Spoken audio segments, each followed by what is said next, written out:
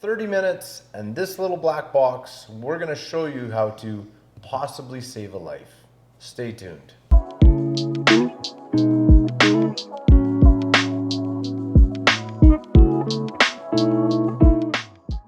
Hey everyone, and welcome to our first episode on this channel. If you watched our backstory, you got a promise that this first episode could be life-changing for some people. It's life-changing for us, and I hope it's life-changing for you if you're in that situation where you need this video to help you along. Now, where am I going with this? The little black box. What is it? Why am I standing in my kitchen, right? Or our family's kitchen? And how is this video going to save a life? Well, this little box is what we call an RFID lock. That means with a card, with this mounted inside a drawer or a cabinet, it's hidden, but you can swipe a card past it, pop the lock, and you can open the drawer. Now, some people on YouTube are using these things for some very, very cool ideas. Won't get into that, but today I'm going to explain what I'm using it for, what we need it for as a family, and how it could possibly save someone's life.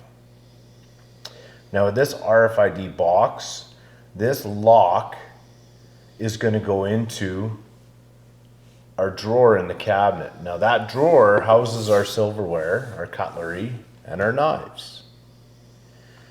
If you notice the safe that's in behind me on the counter, that's currently where our knives are and belong, but it's awkward.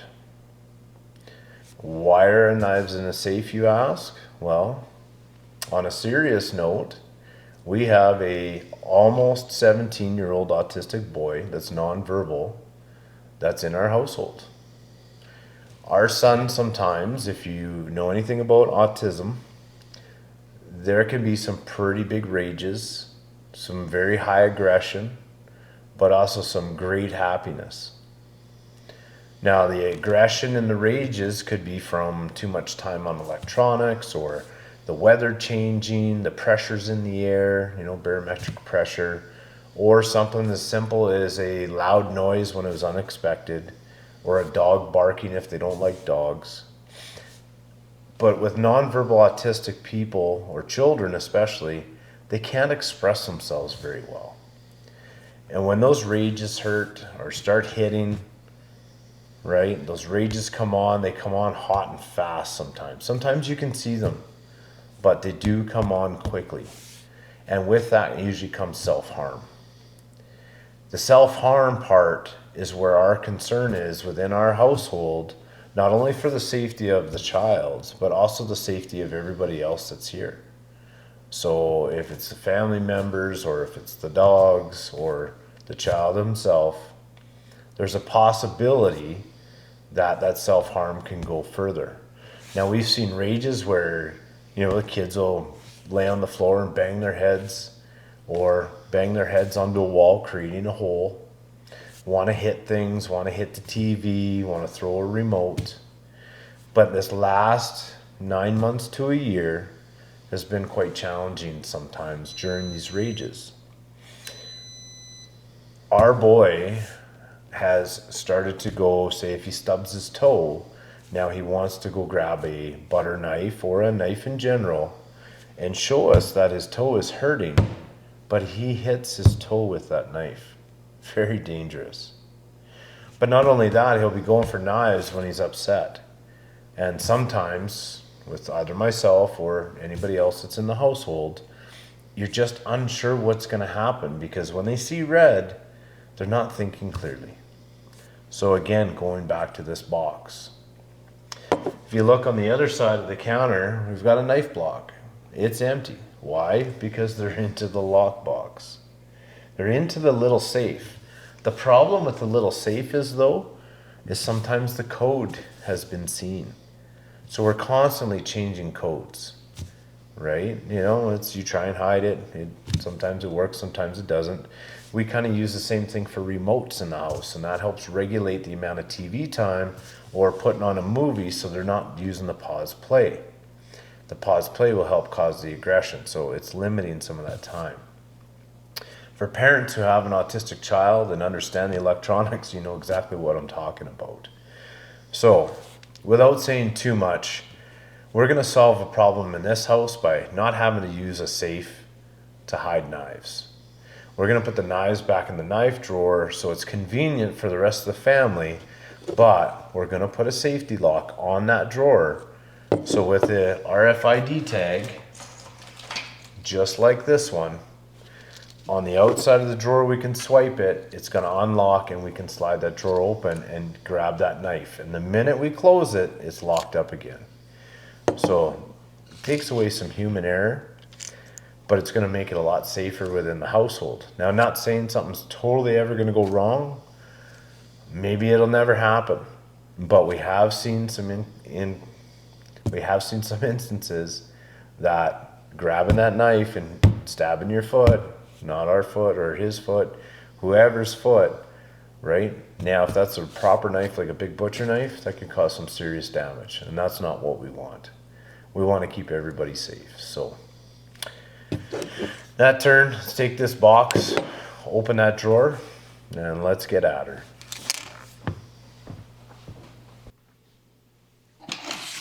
All right, so opening the contents of this box, we've got our actual RFID lock. This is the main unit. This is how we program the cards. It comes wrapped up in this little foam. Now, this little button on the outside, if you put that onto your drawer, say on the drawer edge there, then you know where to swipe the card, right? Or this tag. We don't really want to do that. It's going to look ugly in the kitchen. But if we know where the lock is, we can still swipe and do all right. Now, within the box, we've got some invisible cabinet lock instructions. So this is going to show us how to program that lock, right? A little bit of instructions in there. We've got some double-sided tape, so we could actually just stick it on the back side. Here you can see there's a battery location, but on the back side, that's going to stick to the drawer. On the other part of the locking latch, which actually goes into, you have two positions. You can see how it would end up locking in, or this way. So it depends on the orientation. You have multiple ways you can mount this. And within the box, we have our screw holes. Also, it runs on batteries. Now, there are some that have a updated cable that you can actually plug them in so you don't have to run batteries. This one did not come with a cable, just the battery port itself. I do have another brand that does have a cable, but we're going to use this one for in the house. There's an extra little latch here. We have a few more RFID tags. So these ones are what we're actually going to use. I'm just going to hide them in the kitchen, or one in the kitchen, and then actually up under the valance, under our lighting. I'll show you that location after. We have a few screws, and then we have our access cards, or what we call our master cards. And these masters are to help program the box and as well as the tags. So these can be hidden somewhere else. You don't have to use them. That way we don't really show how we're opening it. Not only with screws in the box, but we actually have a template. Let's try and get this fished out of here.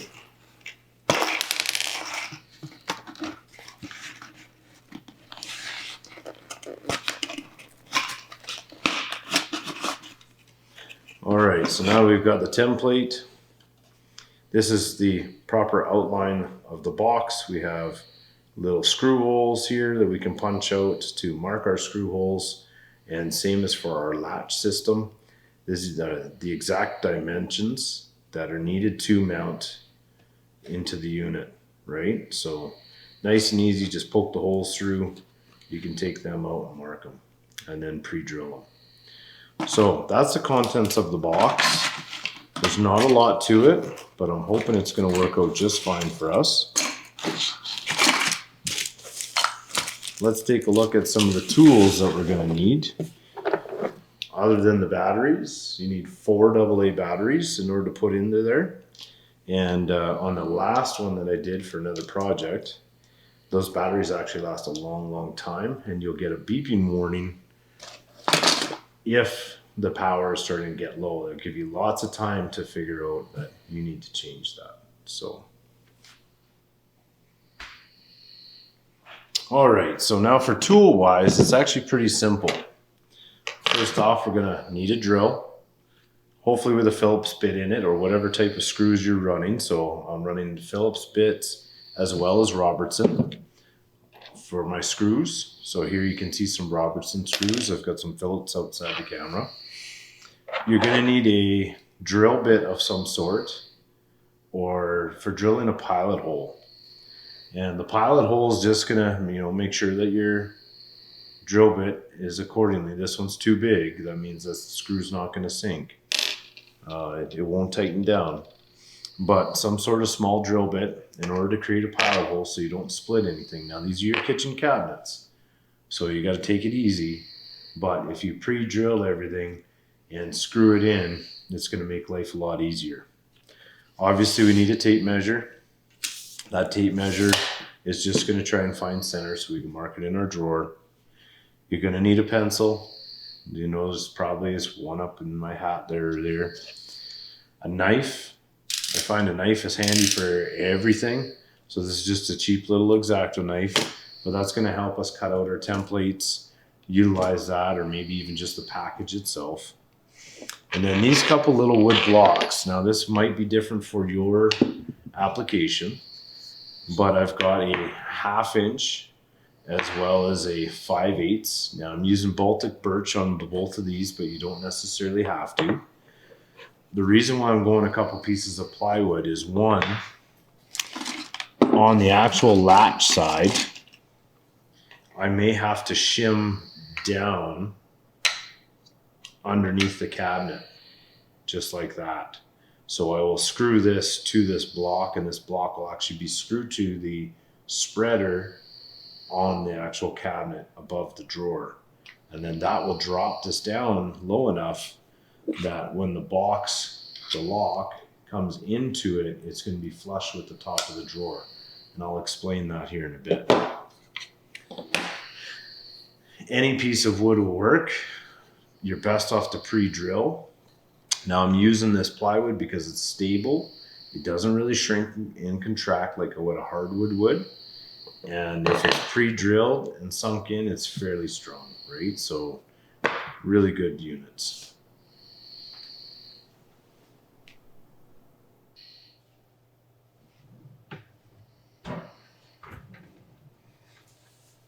All right, so now we've got you at a better angle. What we need to do is, within the drawer, we have to measure the box for the height that it's going to be at. Now, right now you're at a bad angle to see that part, but you're at a perfect angle to see under the cabinet. You see the cabinet lip there? When we go to close this drawer, the drawer face and the drawer sides are going to slide up and butt up right against the actual cabinet carcass. What we need to do is take this lock pin and mount it, hopefully center within the cab, right in the cabinet, but screw it to this piece here, which is actually a stretcher. It's about a 3-inch wide board. And we can actually screw right up in there.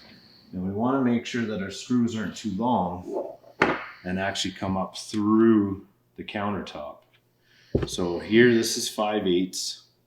These are 1.25 inches. That'll come up into there nicely and still hold on. Now we have one problem though. If we look at, I'm just going to move you. If we look at mounting the latch here, we're not quite below into the actual drawer. When we mount this way,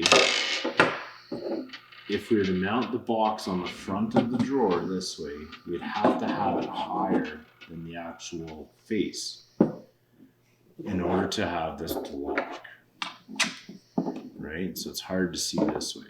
But if we did this, and this is where it's going to lock, see how it sticks up here on the corner? That means we can't get those two upper screws in. That's not what we want. So where that 1/2-inch board is going to come in, our little spacer, is going to drop our actual locking mechanism down into the drawer. Once we screw it into the drawer face up here, in the center of the drawer, it's hidden from the front. You'll still see it from the down part, but then it'll be at the right height in order to close to catch this latch. So hopefully that makes sense for you. If I take my 1/2-inch spacer board and I put it to where I was mounting it to the cabinet, then you can see that height difference. I can actually bring this up now to the height that it'll lock, which would be right about there. And now we're within the side walls of the actual cabinet, right? So hence the spacer. So we're going to mark out the center and then mark our spacer.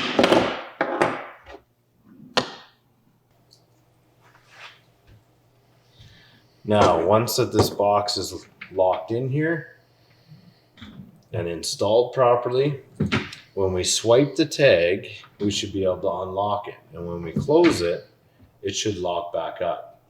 Now with this tag, the reason why I want to use the tag is under here where we have the under cabinet lighting, I'm going to put a little hook here. So that way the tag will hide in behind and it's always close by, but hopefully never found. Bring it down, swipe it, unlock it, do what you need to, close it back up, put the tag away.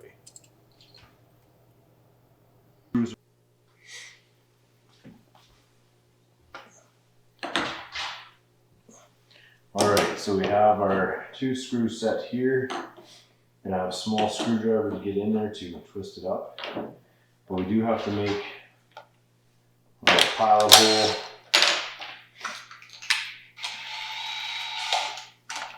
for mounting our latch. And you want to make sure that the latch is in the right orientation. This is going straight down, so we need to have that so it's going forward.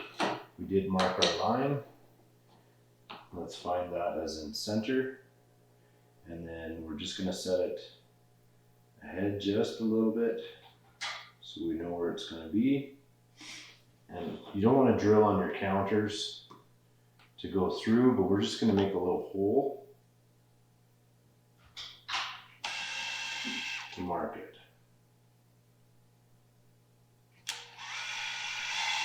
And again, we have side-to-side movement, right?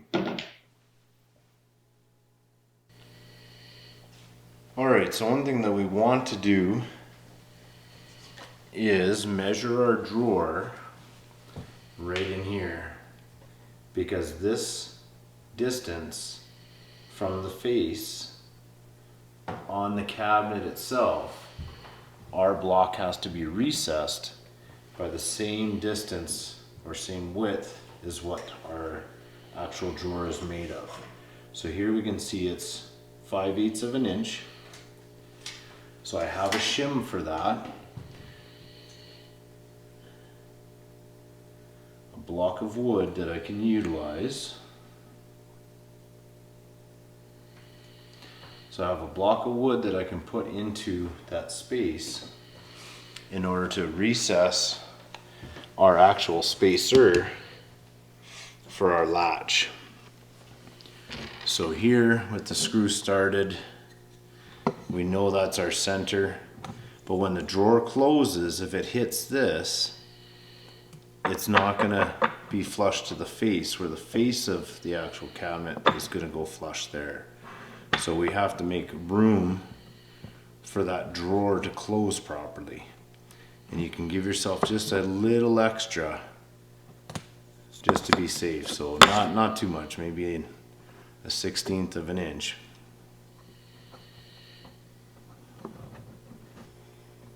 And then you can hold your spacer in there, just like that. Keep everything straight, make sure you're on your line. Then you can put your screw in.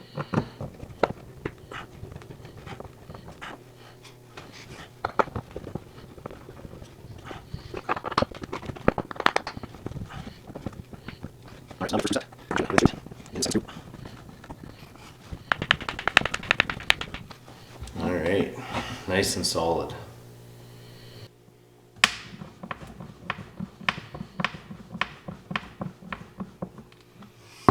Alright, so now that we've got that in, I had to space it in order to, when it locks in, that the drawer is going to be able to close. So just a little extra room here, and then you can see it's locked, right? Nice and easy. Alright, so I've installed the batteries. We can lock it on there and it won't come off. You see the card access here?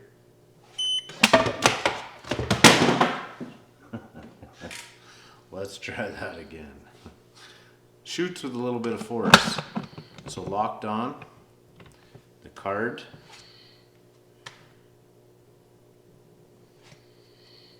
Just hold it there and it'll pop off. So now we're going to mount it to the drawer. You can hear it cycling and it relocks after, right?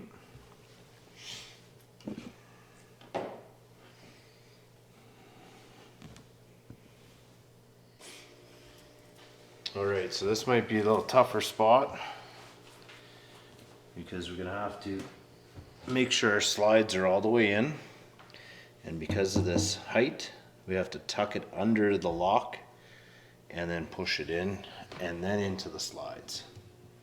So we get it up to where we can get our base in there.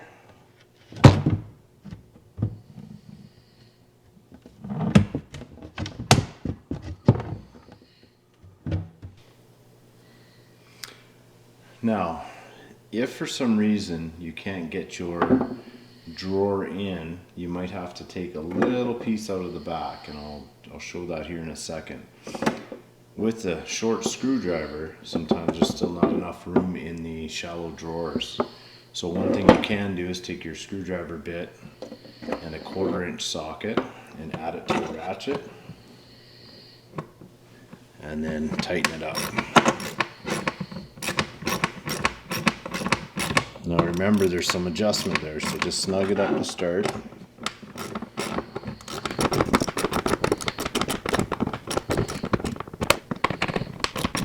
So there, I'm square, I'm straight.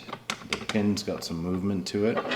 Now if you don't have a ratchet, maybe in your little screwdriver kit you have something like this, and that's going to be enough to get up there to twist that. These are great for door handles, so if you don't have one, there's lots of kits out there now that do have them. When you put your drawer back in, the first time you go to push it back, it's going to set the hinges, especially on the soft close. Right? So now our face is closing properly. That's what we want. Now we want to make sure our box is going to fit inside there. And we have our box, batteries are installed, and it's going to end up sitting on the edge just like this, but on the front face. Okay, so we're going to line that up, and we don't really want to lock it right at the moment. We have to take that, transfer that measurement over. So one easy way to do that is the double-sided sticky tape. It'll get it in its closest position, or we measure it. So I'm going to... Alright, so what I've done, the batteries are in. We can use our card to unlock it right now, and it'll pop off.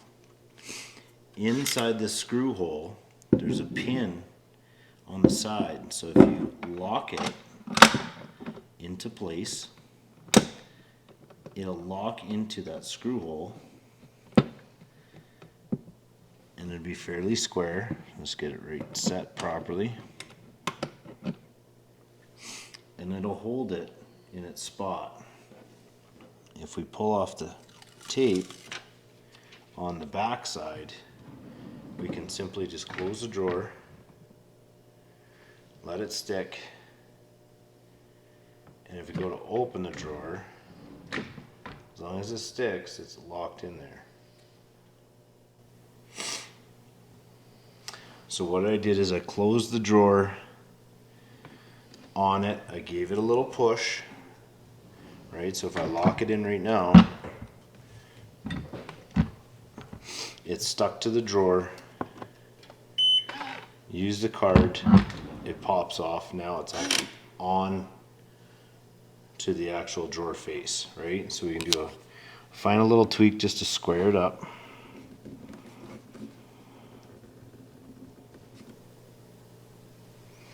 Alright, so once you've got it adjusted, use your card, you can open it up.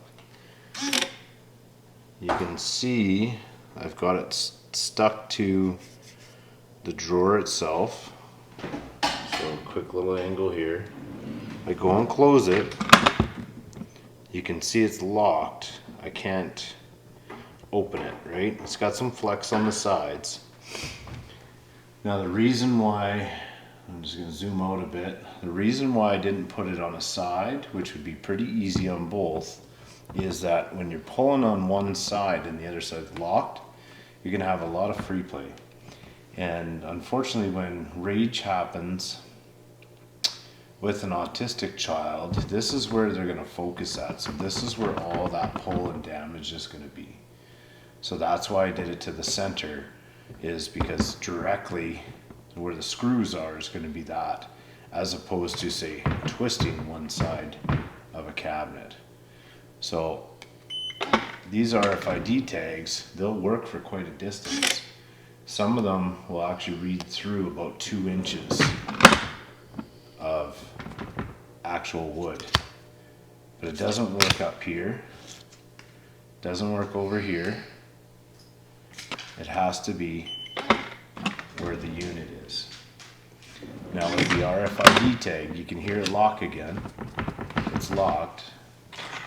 With the little tag, same scenario, right? It might not work as good as the card,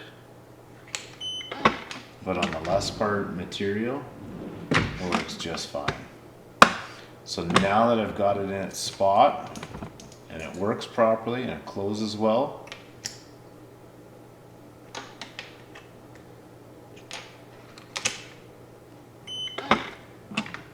get it onto that. That's where the sticker comes into play, is to make sure you're close to that base. Now we can put the screws onto the inside.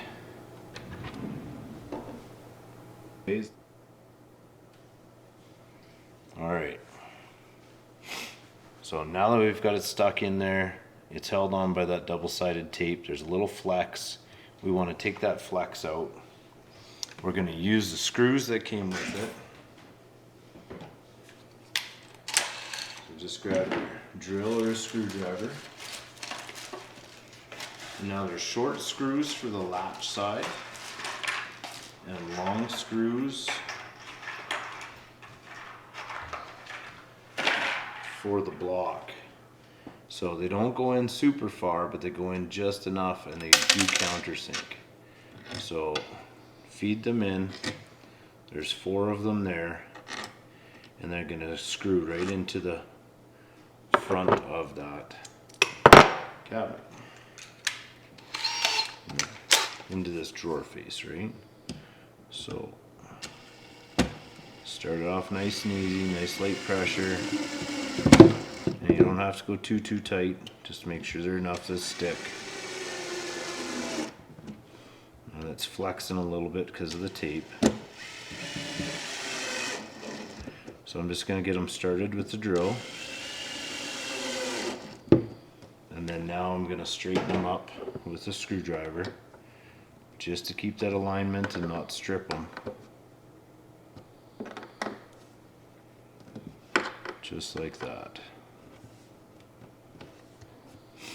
Right, nice and easy. So close the drawer. You can hear it lock.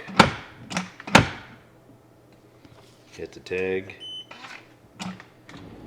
And out she comes. There we go.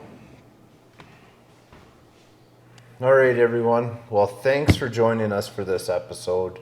I truly hope that a simple solution like this, especially with kids with autism, if you have somebody who's growing up and having some difficulties like that, then I'm hoping something like this will help solve maybe a couple solutions for you. You know, I look at it as, for myself personally and for our family, this could be definitely a life crisis or a life-changing event, and we don't want anybody to get hurt whatsoever. So, you know, you know, kids like to stay in the house by themselves. If we're out in the yard and something, you know, God forbid something happens where they're upset and we're out playing with the cows out back, you know, it doesn't take long for an accident to happen. So with something like this, something simple with the drawer, you know, it didn't change the look of anything. You don't see any tags or anything, and it's a great little lock, right? So now we can put our knives in one drawer. Everything is safe, and I hope you enjoyed the video. We've got more just like this throughout the channel here eventually. Holes in the walls, you're going to see that as well. So, but thanks for taking the time to hang out with us. Hopefully this will work out good for you, and we'll see you again. Till next time, have a great day.